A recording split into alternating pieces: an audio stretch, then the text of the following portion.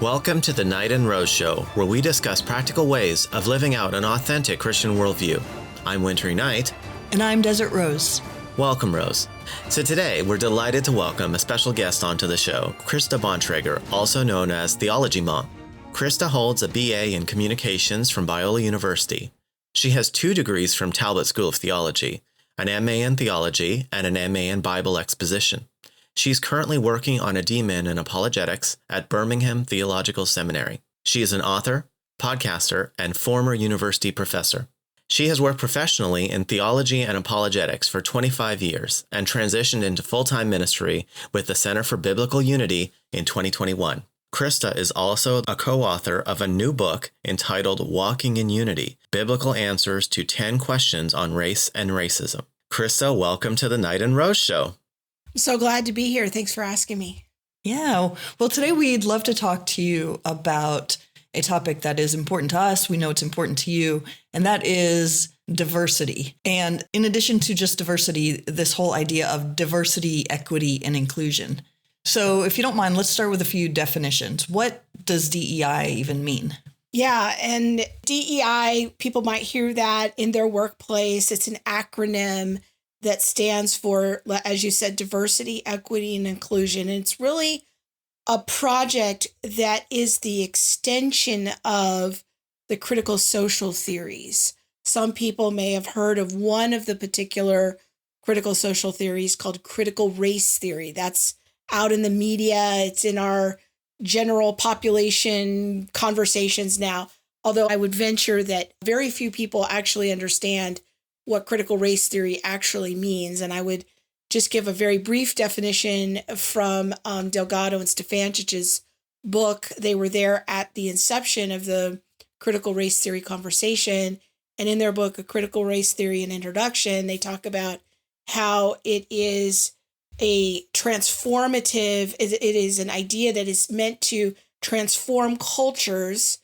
And it is an interdisciplinary effort where you see racism and injustice, and this is a correction to that. And so from their standpoint, they're seeing the transformation of society according to trying to make a correction about racism. That's what critical race theory is. Now, there's other critical social theories, queer theory, feminist theory, and they all just use different lenses from which they are going to try to correct the ills of society. DEI is what I call the praxis of that. It is the practical outworking of how we are going to implement policies in our workplace, usually in our workplace. But when I say workplace, I'm not only referring to secular workplaces, I'm also referring to our churches and Christian ministries and Christian schools, that we are going to implement policies that help to correct what are seen as historically marginalized people, to give them kind of a hand up in order to be full participants in the workplace and society. So if we think about the definitions of diversity, equity, and inclusion in particular, I'm just going to give you some basic definitions. These are from the University of Washington. Nearly every university has an office of DEI. You can go on your local university and look up their definitions, but they're going to be something like this: that diversity is the presence of differences that enrich our workplace. Examples of diversity may include race, gender, religion, sexual orientation, ethnicity, nationality, socioeconomic status, language, disability, age, religious commitment, or political perspective. Equity is ensuring that access, resources, and opportunity are provided for all. So think of it as equal distribution in order to succeed and grow, especially those, and this is a very important part of the definition, those who are underrepresented and have been historically disadvantaged. And we will come back to that in due course in our conversation. Inclusion is a workplace culture that is welcoming for all people, regardless of their social category, race, ethnicity, sex, gender identity, age, abilities, religion. Everyone is valued, respected, and able to reach their full potential. These are kind of the classic textbook definitions of DEI. And don't they sound pretty? This is what I call kind of the noble version of the DEI project when these definitions are put forth. But we will dig into these concepts a little deeper in this conversation. But those are just some basic orientation to what it is we are talking about. So I've seen this definitely in the workplace, and I know that in the churches, many pastors are starting to get very concerned about having a optimal mix of like skin colors and so on. So what would the proponents of DEI consider to be the goals that they're reaching for? If they got the diversity they wanted, what goods would come out of that? Yeah, and I think it is important to recognize that DEI is looked upon in most workplaces as a universal good. We are often told at these diversity trainings in our workplace, diversity is the key to success. It is seen as almost a universal good. This is going to help us be a better company and be better people. So if we want to be a good people, then we will want to get behind these DEI efforts. And I think that there could be a case for what I call a noble version of diversity. There could be a noble version of equity.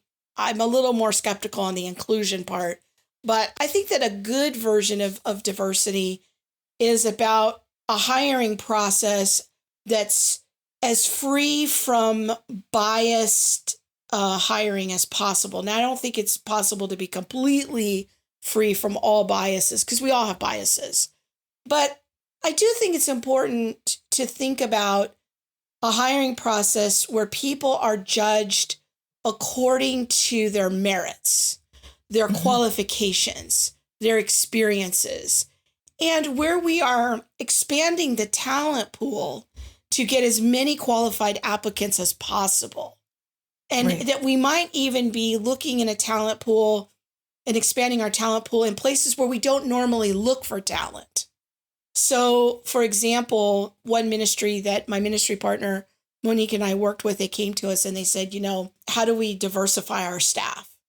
Well, our first question is, what do you mean by diversity? What are you trying to accomplish? Are you just trying to get people on your staff that have more or less melanin than you? Like, what are we talking about here? And why are we doing it? Right. But if we're talking about, how do we add more people with different cultural backgrounds or languages or something that maybe is going to actually help the company be marketed in new places and to new groups, well, then there could be good advantage to hiring people with a diverse array of cultural backgrounds. That could be a legitimate business goal that would help enhance a business. But the problem is the recruiting. Sometimes people are only putting job notices in places where it's recruiting from one particular group. But if you want to recruit people from other cultural contexts, you might have to put your job notice other places. So I think the noble version of diversity could be, when I think about my business's goals, I want to hire the best people. I want to hire people with the best experience. Where am I going to find those people? And could I have a blind spot? Could I be missing out on a talent pool of people because I'm not advertising the jobs in the right place?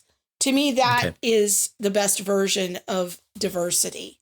To some degree, though, it seems to me that in 21st century America, at least, there are two different end goals that you've mentioned so far. One is to correct historic injustices, and another is to look in a larger or different area for talents or skills, experiences that may enhance the company. Yeah. And a lot of times those would seem to me to be at odds with each other.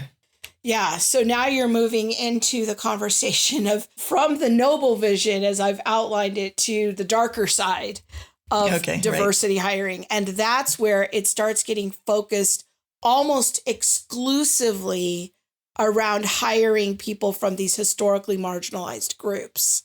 And that is what it has evolved into. And that is what I call kind of the darker side of diversity. There was an interesting little informal survey that it was published. People can look it up. It's on the Resume Builder website. They have a nice summary of it. But that 1 in 6 hiring managers have been told to stop hiring white men.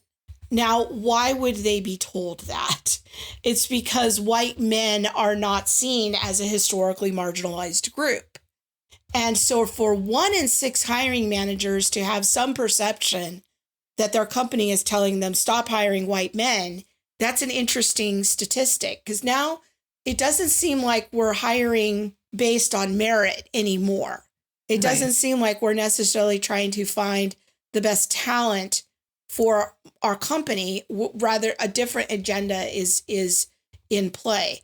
52% of employees, of hiring managers, believe that their company practices reverse discrimination in hiring. That's a high number. Yeah. And so this is what I think is what could have started out with good intentions in helping broaden our talent pool and finding qualified candidates that maybe we're missing in our hiring process. Now we have devolved into we're going to actively not hire people because of their social category, white men. And we're going to look for people that are in historically marginalized categories. That's generally considered women, particularly quote unquote women of color, which is minorities. I don't necessarily buy into that nomenclature, but that's what it's called in the workplace. Queer hiring is very popular now, particularly if you can hire a trans person.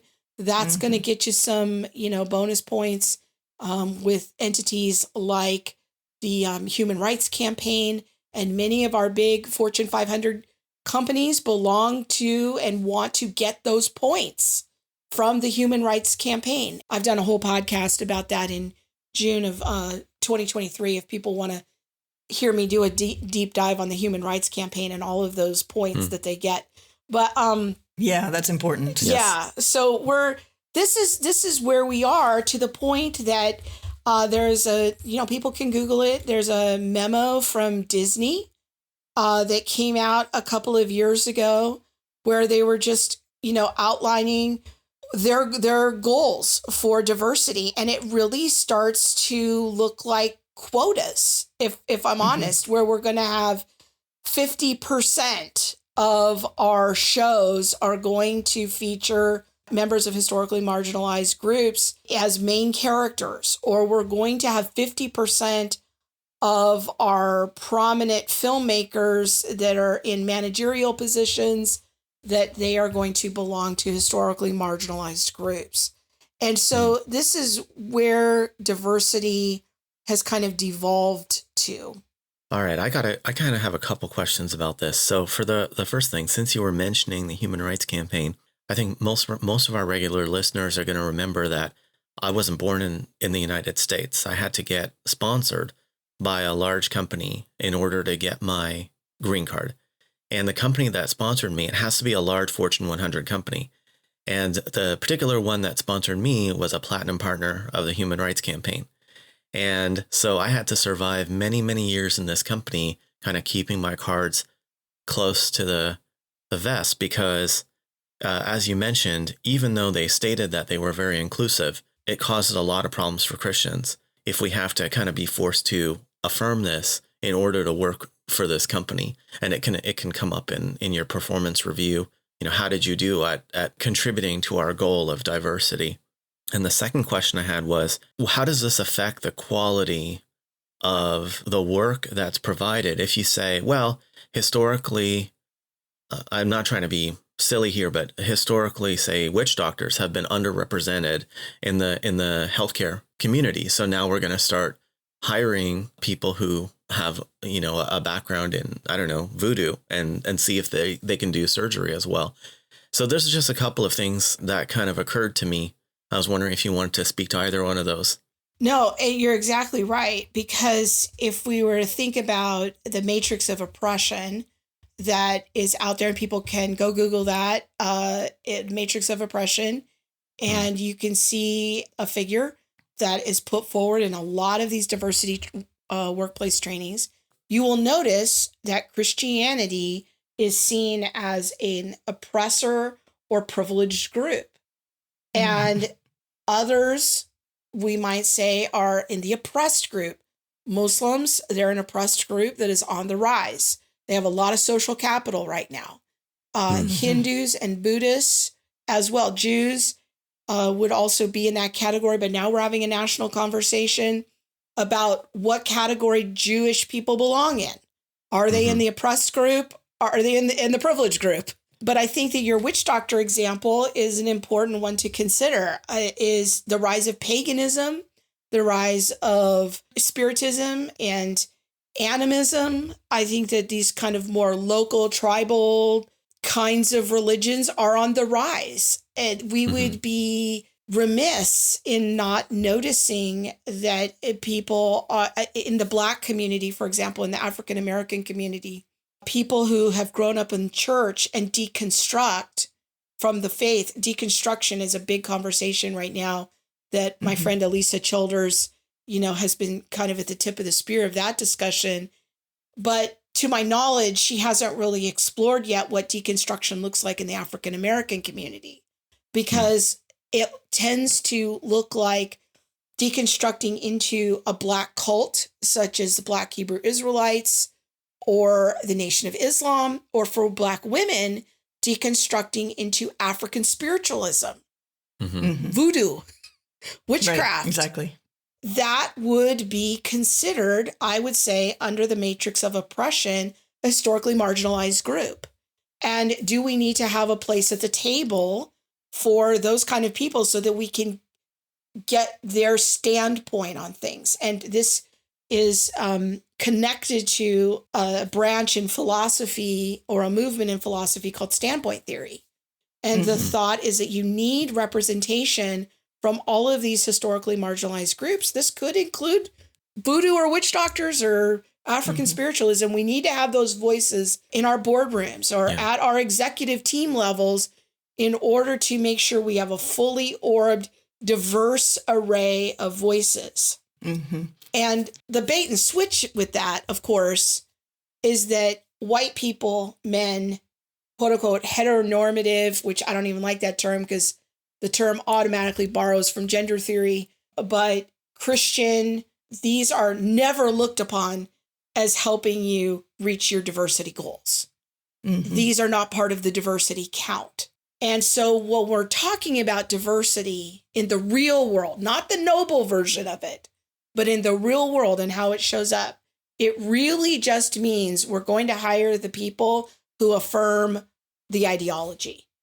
And whether you're white or Black or a Christian or whatever you are, as long as you affirm the ideology, this is what counts as diversity. Right. And now we've left the realm of actual diversity and said you have to have this specific ideology. Right. We've now left the realm of inclusivity because now we're being exclusive. It calls into question for me, too, these definitions of oppressor and oppressed, of course, because one of my areas of expertise is Islam. And Islam is, as a matter of fact, an oppressive religion by nature. It calls for the oppression and the subjugation of everyone who is not a Muslim. And so, and then you've got Christianity, which calls for the respect, the honoring of inherent worth and value and dignity of all human beings based on the doctrine of the Imago Dei, that all people are created in the image of God and thus are inherently valuable. And so it really seems like what may have begun as a noble idea has gone off the rails and is now doing the opposite of what it was intended to do. Let me ask you this. So should Christians try to redeem DEI, or should we just avoid this? Or how would you recommend we approach this as Christians? Oh, this is such a good question, because if we're talking about affirming the ideology behind DEI, I said, no, it cannot be redeemed. We need to just abandon it and cut ties with it. If I am talking about expanding my talent pool and that maybe I'm missing out on hiring some qualified people because I inadvertently am just not advertising my jobs in the right place, or if something in our internal processes and policies is causing us to pass over certain groups of people because there's some bias that's baked into our system or something other than meritocracy or experience and that kind of a thing, then I would say, well, all right, let's talk about that. But I'm not a fan of calling it diversity. Maybe we can call it something else. But I think that we have seen in our ministry experience on the road with my ministry partner, Monique, and I, we have seen situations where there in Christian ministries, as we've done consulting over the years, that there are issues that are baked into the policy at a Christian ministry or church that has detrimental bias baked into it. There was one situation where we were hired by a major global Christian ministry. And if I told you the name of it, you would immediately know who I'm talking about. And we were hired to do a training for their top 75 leaders in their region.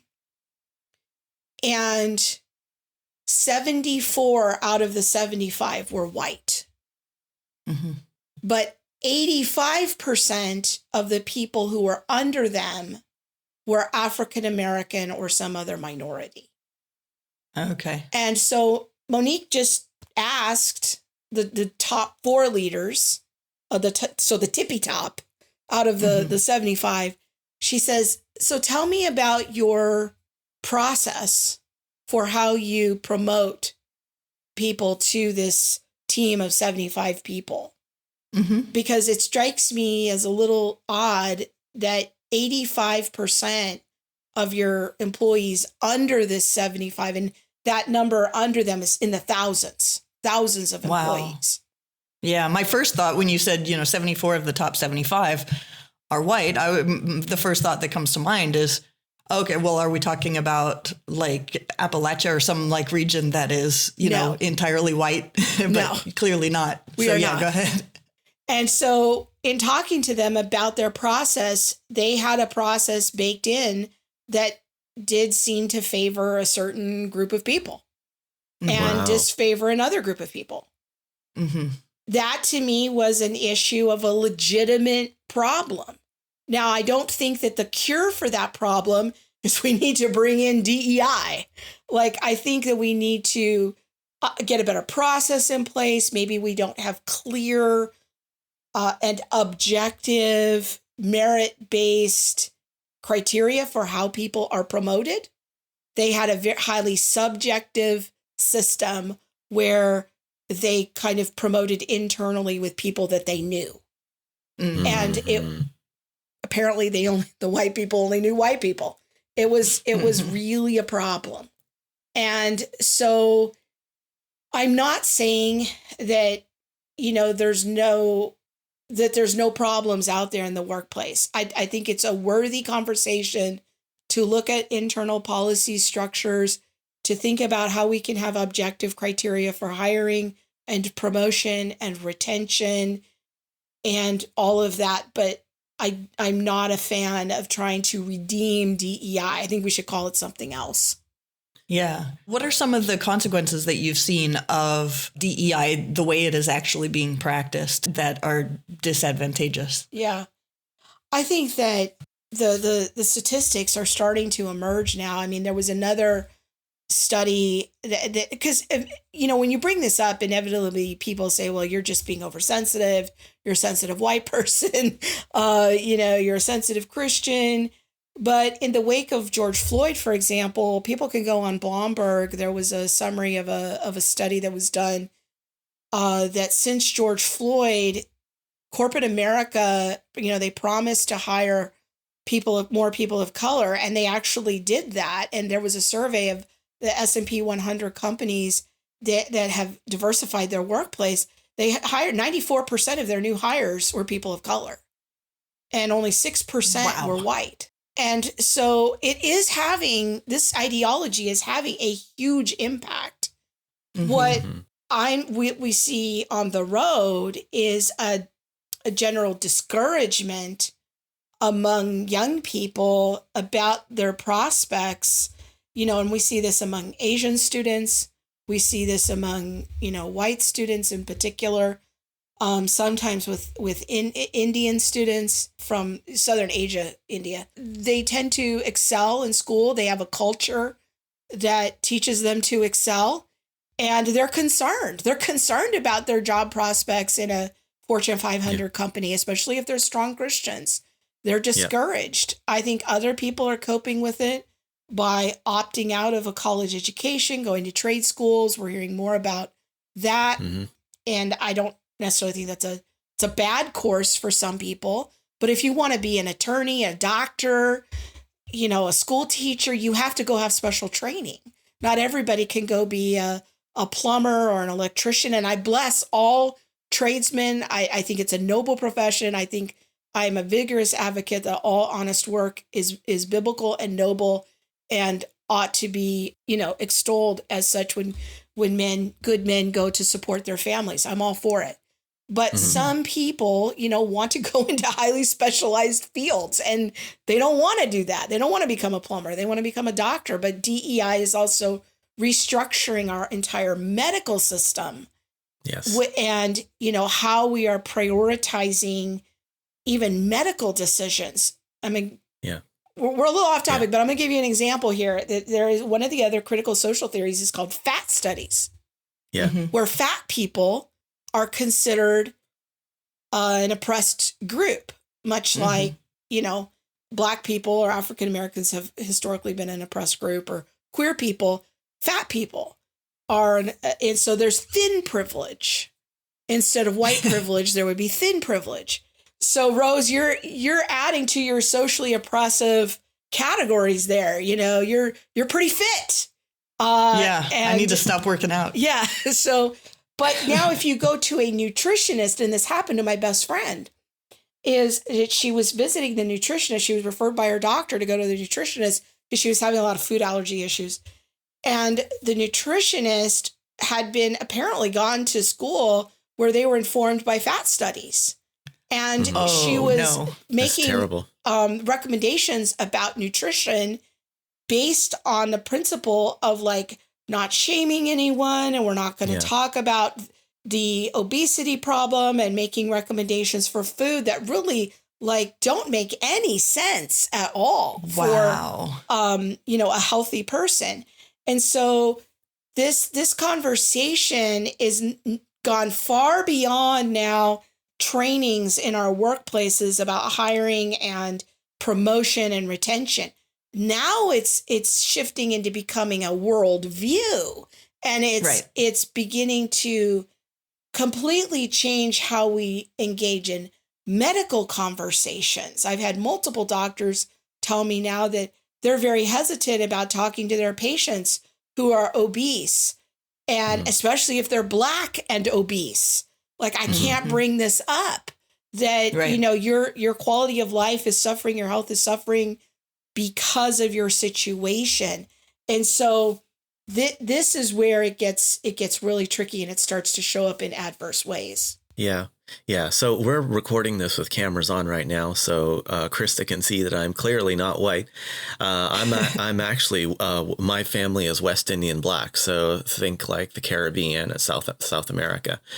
And can you imagine me going into a doctor's office and being told lies because they're afraid of offending me that end up hurting me in the long run.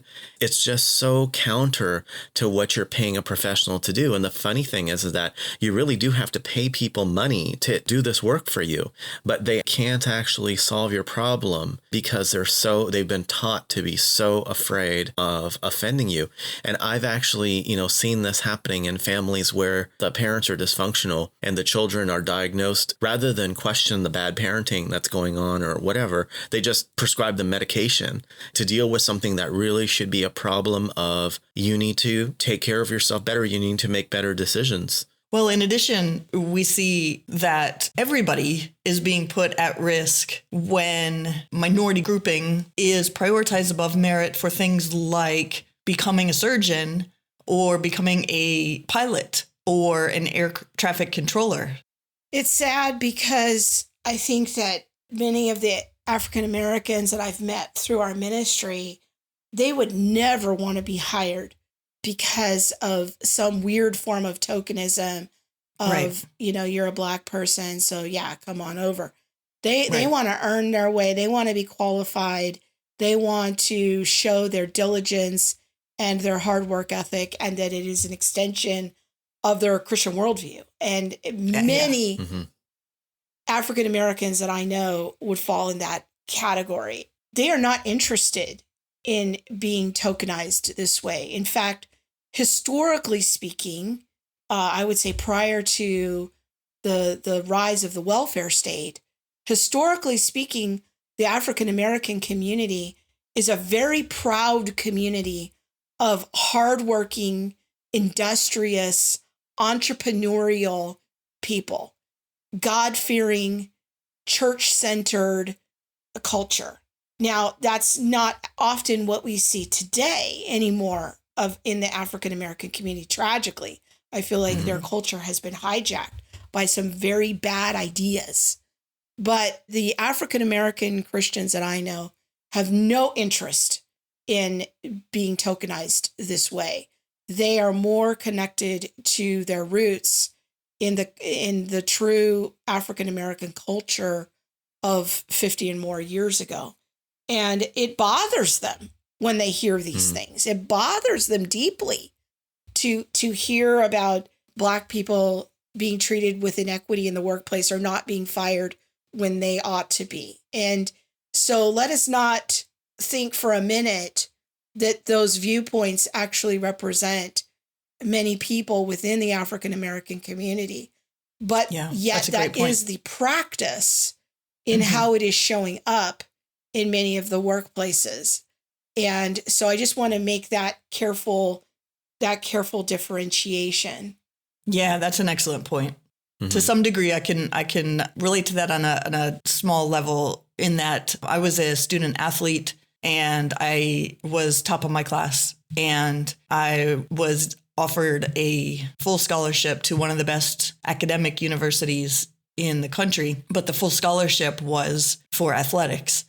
And so when I went to the university, having earned my way there, I frequently was told, when people found out I played sports, they would make comments about how, oh, you're one of those quota invitations. Do you know how to read then? Like, how'd you, and it's insulting, it's shameful. And I would rather have not been there than have been there as a quota of, we need a certain number of people who don't actually qualify, but who are able to play sports. It's a terrible feeling when everybody around you thinks you don't belong there. And I think that situations like that have begun to lead to pushback about DEI policies. Some schools are now shutting down their DEI offices. Now, some of them are doing it, like in Florida. They had to do it because it became a state law that federally funded or a state funded university was not going to get money if they had a DEI office. But I think that some companies are starting to see the light. Another reaction, though, that I'm seeing is a doubling down, but they just changed the name of it. I think that we're starting to see the emergence of what is called belonging. Belonging is the new nomenclature for DEI. I think that I'm seeing in a few places the rise of accessibility. Belonging, Office of Belonging and Accessibility is replacing diversity, equity, and inclusion. But it's usually the same ideology. It's just kind of repackaged because people recognize the term now of DEI and some of its problems. But the other pushback that I think is happening that is actually very encouraging is that as people are waking up to this, new possibilities are emerging. And I'm just going to mention one. People can go look up Dr. Sheena Mason. Now, she is a progressive Christian. She is a lesbian.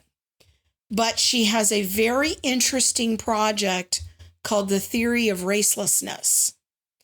And I think that she is, in a way, she might not know this, but, in a way, she is borrowing from the historic Christian worldview because she wants to say there is only one race and that, these physical differences are so minimal that really what we should be advocating for is our common humanity first.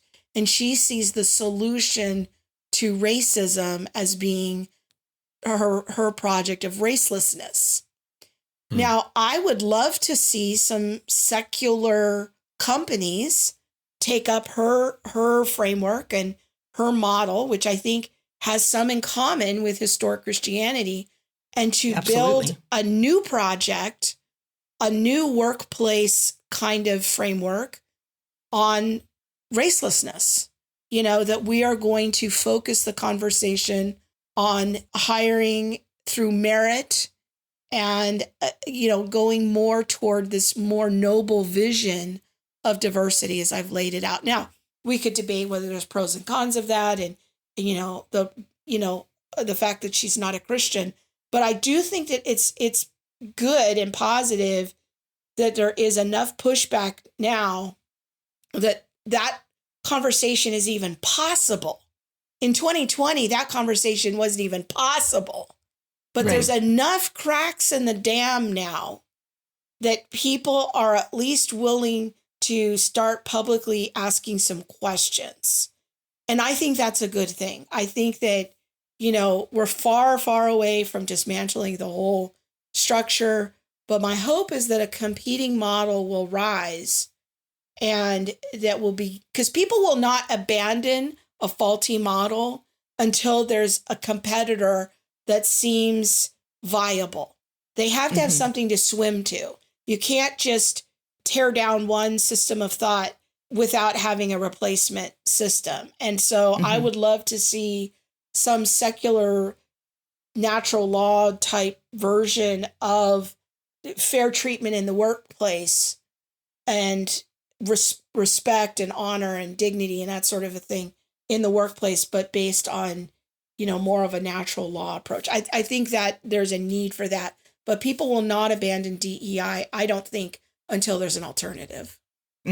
Yeah, I really like the shirt that you guys have. I don't know if you still have it at Center for Biblical Unity that says one race, one people, one savior. Yeah. I have that. I got that shirt and I wear it all the time. I love that. It's absolutely true. We are one race. The idea of different races, as I understand it, came along much, much later with malintent. It's one of the more unfortunate products of the Enlightenment. Yes. Yeah. And I like that terminology of racelessness, I think, better than colorblindness, for example, when people are going to say, what's wrong with you? You can't see that I'm black. It's like, what's your problem? Are you trying to be deceitful? Yeah. Like, you're not colorblind. Do you see my color? Admit it. Okay, Krista, I have a question for you about churches. So I mentioned previously that when I talk to people, pastors and leaders in the church, there seems to be some concern about having a good mix of skin colors and genders or sexes in the church. But I have to say, I've never gone into a church and had people get excited about my interest, say, in apologetics and say, oh, that's wonderful. We have a lot of people who are deconstructing here, or a lot of children that need to be, built up. So why is there this emphasis on kind of a diversity of externals rather than leveraging a diversity of strengths?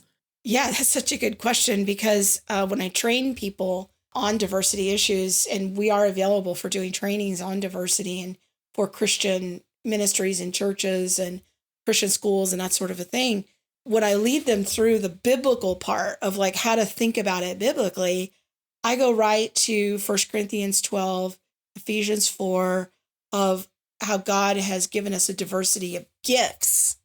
Yes. And thinking about in our churches and in our Christian institutions, our focus of diversity ought to be on the gifts. It ought to be on harnessing the things that God has given each and every one of us.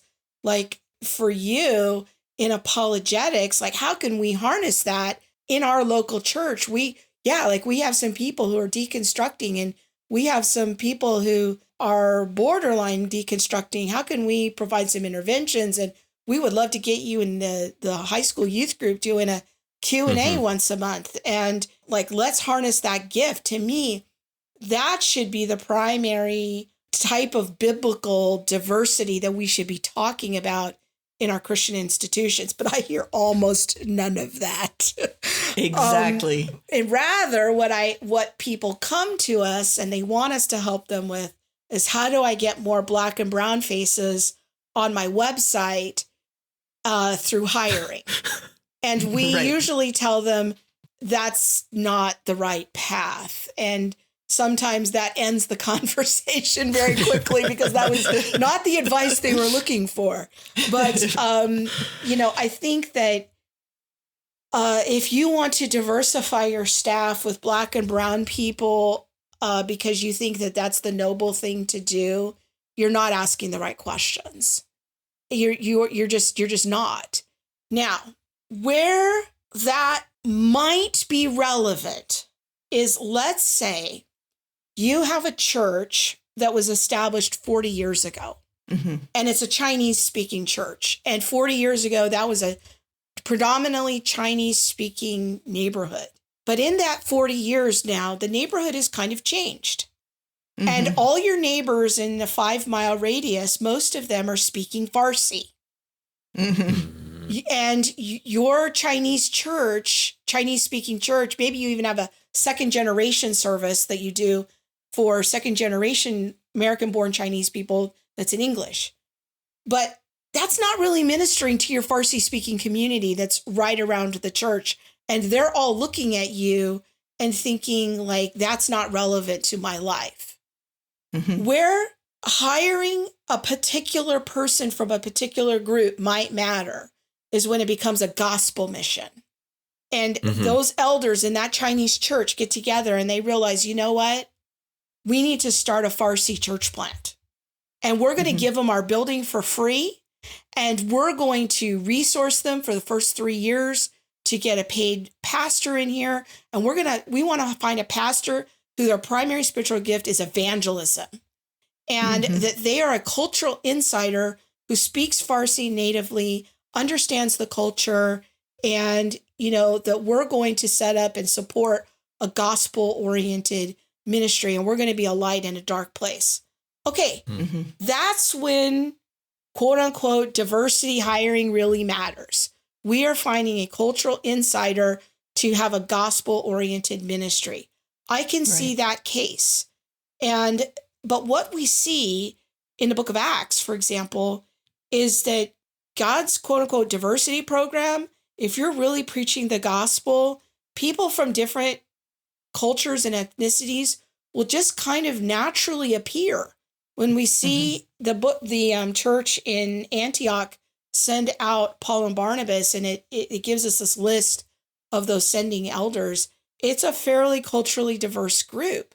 I think that is the natural outworking of the Holy Spirit. But if we've got to gin up some fake structure and we just want to get more Black and brown people on our website and engage in diversity hiring for the sake of diversity hiring so we look like we're good people, I don't get it. I think you're asking the wrong question. Yeah, exactly. Another probably second to a diversity of gifts that I could see being really valuable is a diversity of maybe stages of life. Yes. Because there's wisdom Yes. In older people, there's energy in younger people, and people can speak into each other's lives from different seasons and encourage each other, challenge each other, pass on wisdom to each other. But what I see in so many churches is, oh, don't worry, we're going to divide you all up based on your age, marital status, and number of children, so you won't have to interact with anybody. I'm not a fan of that. I'm just not a fan. And exactly, even like marital status, I see that what happens to my friend Monique in being single, and an older single person, she has a very hard time in local church contexts.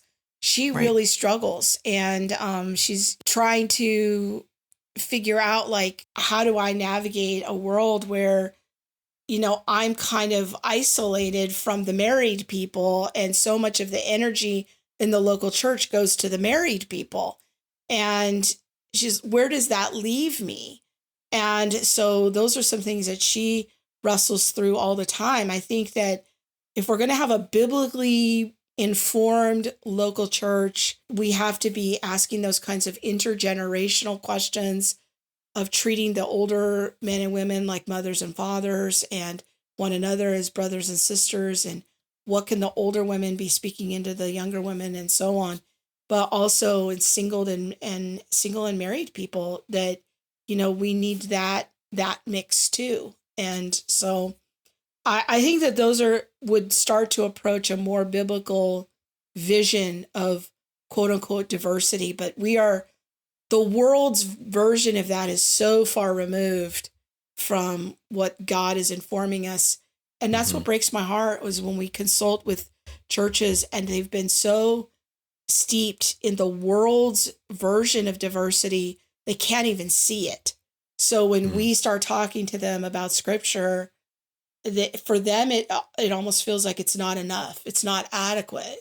Yeah. Because they really want to kind of look like the world, and this is what the world is doing. And we're over here saying this is not the way.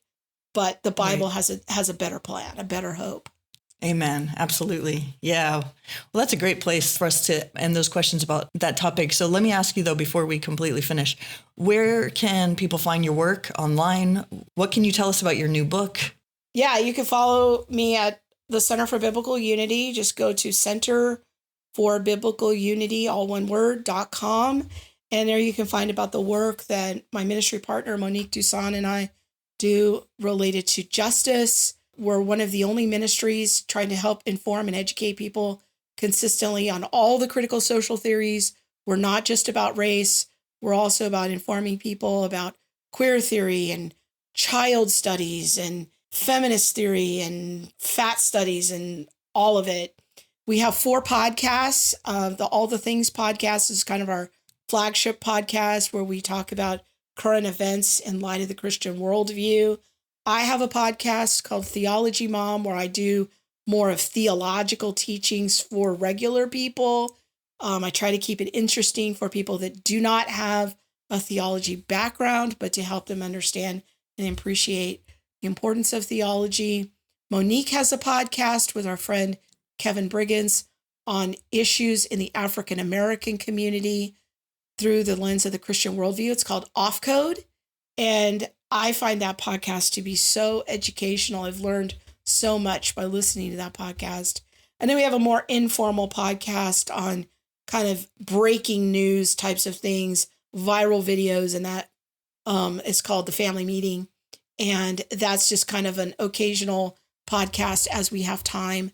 But you can find out all of that about our podcast, our blog, where we're speaking, all of that. We have an app. You can just look for the Center for Biblical Unity. And finally, we have a book coming out in the fall through Harvest House called Walking in Unity. It's a little bit about the story of our very unlikely friendship, intergenerational friendship between an African-American woman who grew up in South Central Los Angeles and me as an older middle-aged white woman growing up in the Valley, and Monique's journey out of critical race theory and the role that I played in that journey in helping to bring her out of that.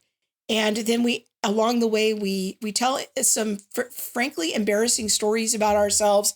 We tell on ourselves quite a lot, of all the mistakes it. that we made and all the fights that we got in and how we yelled at each other sometimes because we were so frustrated, but we stayed connected as sisters in the Lord.